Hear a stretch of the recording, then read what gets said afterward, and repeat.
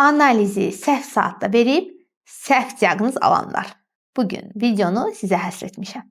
Təsəvvür edin ki, qaranlıqda çəkilmiş bir şəklə baxıb rənglər niyə belədir deyirik. Problem bu zaman rəngdə deyil, problem işıqdadır. Hormonal analizlər də belədir. Eyni analiz, amma fərqli saatda verilərsə tam fərqli nəticə alacaqdır. Kortizol səhər yüksək olmalıdır, axşam verilərsə çatmamazlıq kimi görünə bilir.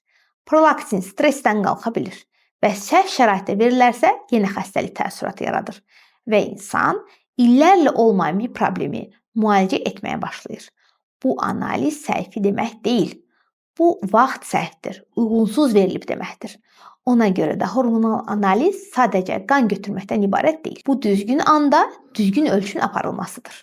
Videonu paylaşmaqla siz səhv vaxtda verilən səhv analizlərin qarşısını almaq, insanları ayıltmaq və onlara dəstək ola bilərsiniz ki, səhv yola girməsinlər və uzun müddət ehtiyac olmayan müalicələrə məruz qalmasınlar. Videonu sona qədər izlədinizsə, səhifəmizə abunə olun, videomuzu paylaşın və səhv analizlə nə zaman qarşılaşmısınız, onu şərhlər bölümündə yazmağı unutmayın. Özünüzə yaxşı baxın.